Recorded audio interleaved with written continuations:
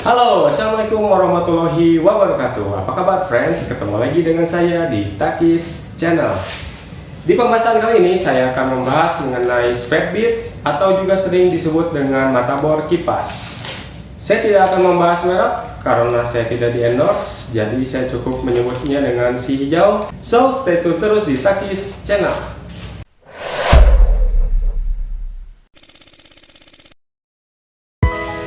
Baik friend, di depan saya sudah ada 4 contoh dari speedbit.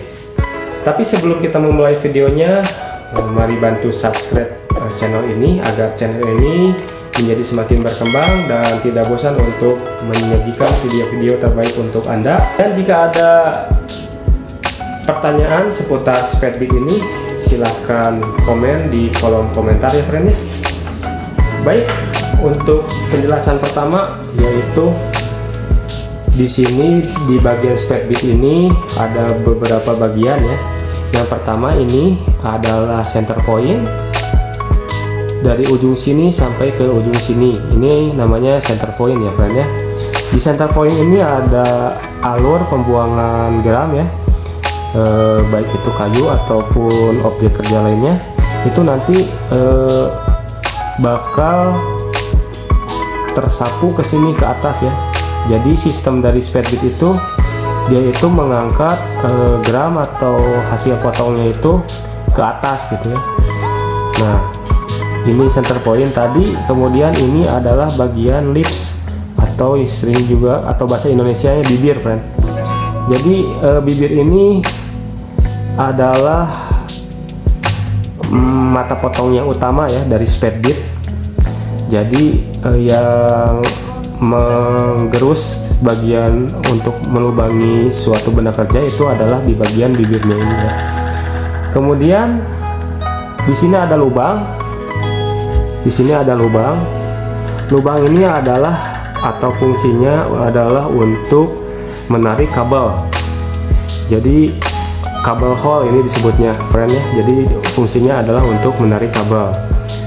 Nah, kemudian bagian dari sini sampai ke sini ini adalah namanya seng.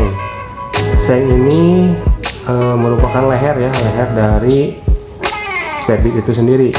Kemudian di sengnya itu bentuknya heksagonal seperti ini.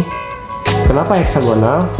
Karena ini karena sistemnya berputar dan memerlukan torsi sehingga bentuk heksagonal lebih baik daripada bentuk pipa seperti ini ya, karena lebih mencengkram pada cak ya friend.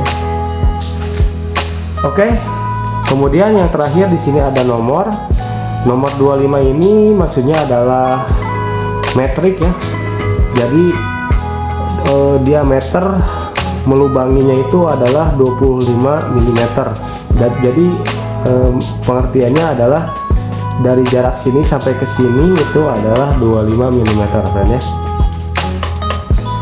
Kemudian untuk ukuran size dari speedbit ini selain dari metrik ada juga ukuran imperial atau inci ya.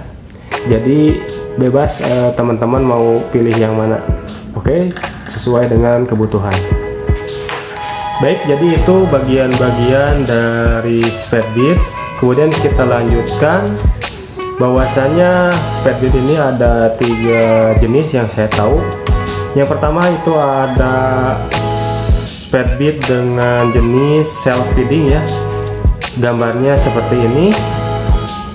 Di self feeding ini di ujung atau center pointnya itu adalah screw ya. Jadi di bagian center pointnya itu berbentuk screw yang fungsinya adalah untuk memudahkan atau menggait agar objek kerjanya tidak tepat sasaran ya ketika kita melubangi benda kerjanya.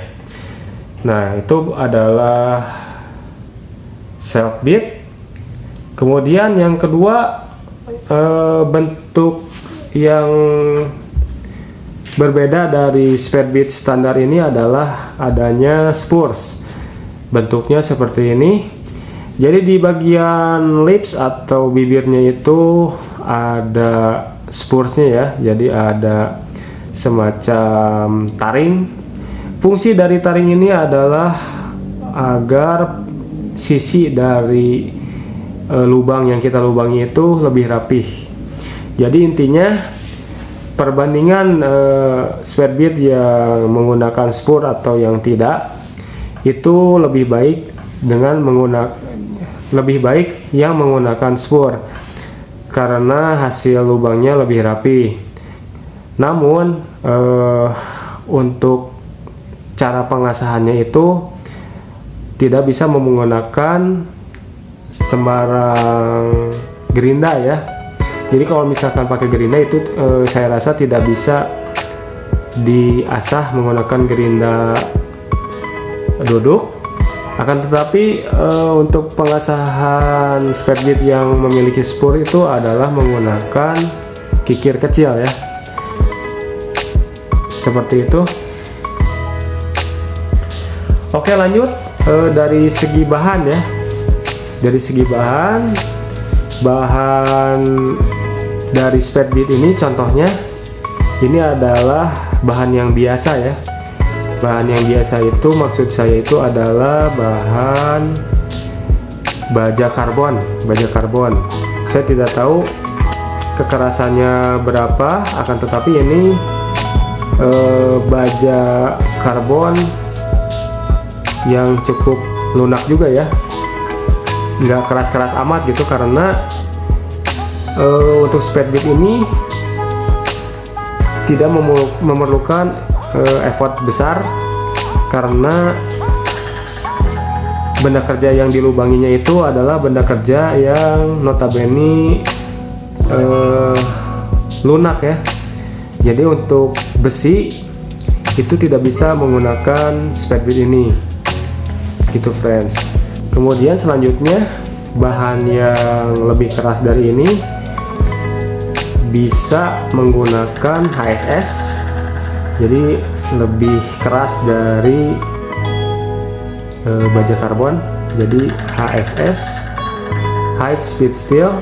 Kemudian di atasnya lagi kalau misalkan teman-teman mau lebih keras lagi itu menggunakan bahan diamond ya, itu lebih keras lagi. Untuk spare bit yang ada di depan saya ini, untuk coatingan dari spare bit ini menggunakan titanium nitrit karena bentuknya warnanya emas ya, kuning keemasan. Beda lagi kalau misalkan spare bit dengan coatingnya black oxide, itu bakalan tampilannya berwarna hitam. Oke friend, untuk bahan-bahan yang cocok untuk dilubangi oleh spare bit ini diantaranya adalah akrilik, dan yang kedua adalah kayu. Kemudian yang ketiga itu adalah clipboard, bisa digunakan untuk mengebor clipboard ya. Tapi intinya biasanya kalau saya pribadi lebih ke mengebor perkayuan ya, mengebor kayu seperti itu friend. Kemudian untuk alat yang bisa digunakan atau di attach atau dipasangkan ke spare bit ini diantaranya adalah bor tangan. Kemudian untuk impact driver juga bisa. Impact driver cuman kurang cocok ya karena torsinya kecil. Beda lagi kalau misalkan menggunakan impact wrench, itu sangat bisa sekali karena torsi dari impact wrench itu besar. Oke, itu tadi mesin yang bisa digunakan untuk mengebor atau dipasangkan mata spare bit ini ya. Kemudian cara penyimpanan dari spare bit ini intinya adalah kita harus melindungi dari korosi, itu jelas. Kemudian yang kedua yang paling penting juga adalah kita melindungi bagian dari mata pisaunya ya, dari center point kemudian di lips. Jangan sampai terjadi kontak atau metal to metal. Oke friend. Yang terakhir Yang terakhir, untuk speed bit yang saya beli ini tuh belum tajam ya. Ketika saya membeli si hijau, jadi si lipsnya itu belum diasah.